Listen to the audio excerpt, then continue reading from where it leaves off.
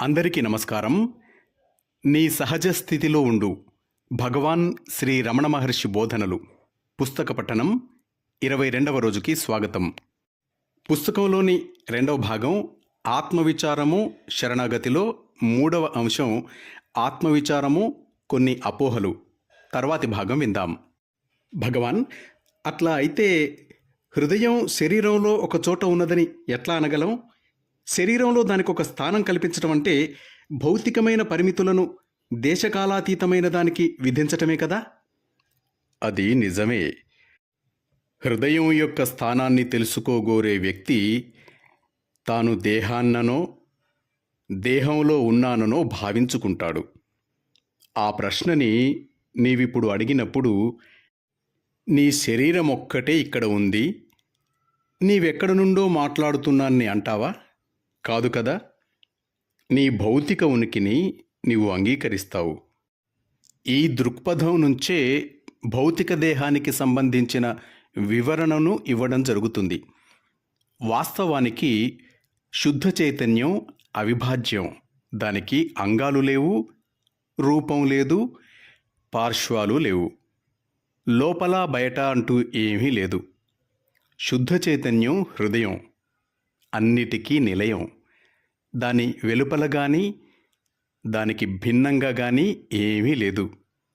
అదే పరమసత్యం. ఈ కేవల దృక్పథం నుంచి హృదయానికి కానీ ఆత్మకి కానీ చైతన్యానికి కానీ భౌతిక దేహంలో ఏ స్థానము ఇవ్వలేము. దానికి కారణం ఏమిటి? దేహమే మనస్సు యొక్క కల్పన. దేదీప్యమానమైన ఆత్మకి మనస్సు పేలవమైన ప్రతిబింబం. పరమసత్యంలో అతి సూక్ష్మమైన దృశ్యమానమైన అంశం ఈ దేహం.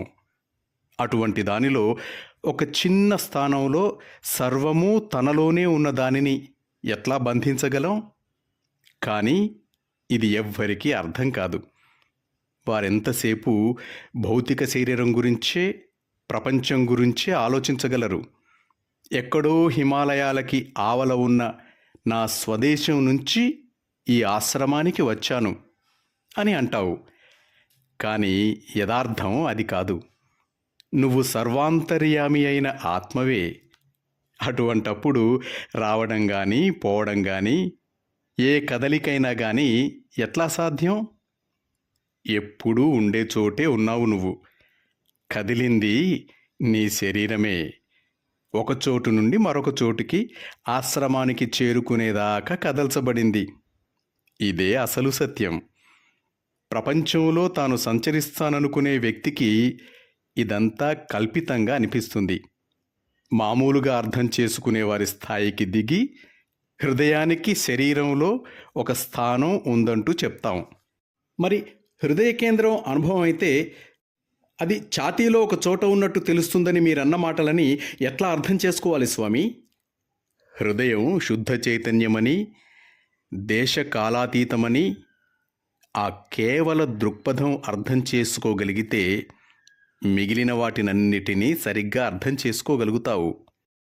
స్వామి, హృదయం ఛాతీలో కుడివైపునో ఎడమవైపునో మధ్యో ఉంది అంటూ ఉంటారు.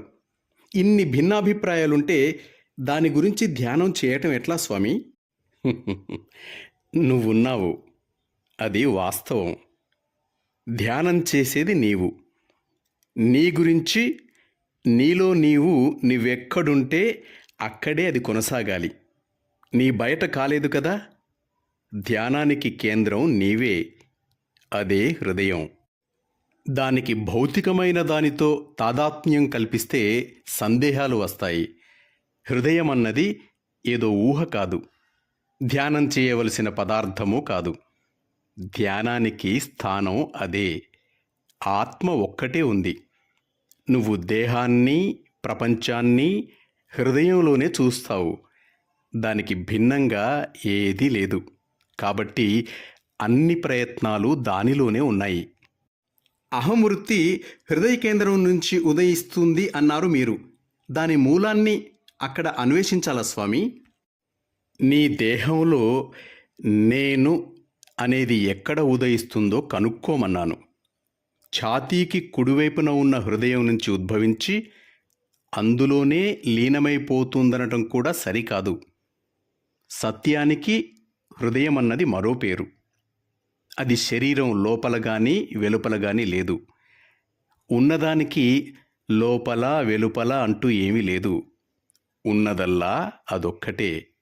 స్వామి, హృదయం గురించి ధ్యానం చేసేటప్పుడు ఛాతీలో కుడివైపుని ధ్యానించాలంటారా? హృదయం భౌతికం కాదు. ధ్యానం కుడివైపు మీద కానీ ఎడమవైపు మీద కానీ కాకూడదు. ధ్యానం ఆత్మ గురించే ఉండాలి. నేనున్నానని అందరికీ తెలుసు. ఆ నేను ఎవరు? అది లోపల కానీ బయట కానీ కుడివైపున కానీ ఎడమవైపున కానీ కాదు. నేనున్నాను అంతే. హృదయమే ఆత్మ. దానిని గ్రహించు.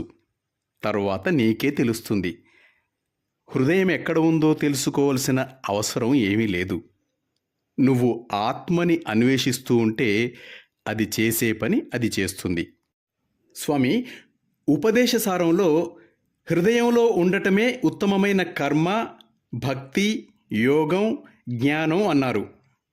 ఆ హృదయం ఏమిటండి? అన్నిటికీ మూలం అది. దానిలోనే మనమంతా జీవిస్తాం. అందులోనే లయమవుతాం. హృదయం అదే. అటువంటి హృదయాన్ని ఊహించటం ఎట్లా స్వామి?